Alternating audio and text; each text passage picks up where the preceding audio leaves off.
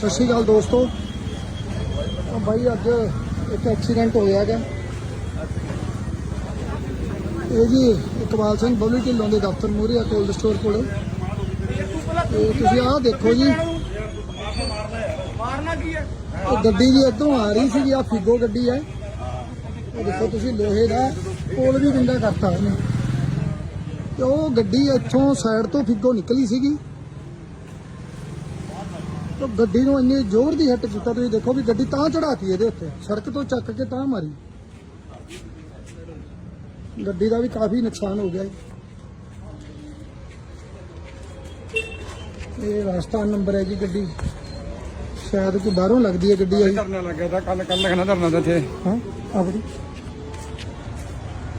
ਹਾਂ ਬਾਬੂ ਦੇ ਬਾਤ ਬਣਾ ਉੱਧਰ ਲੈ, ਉਰੇ ਲੈ।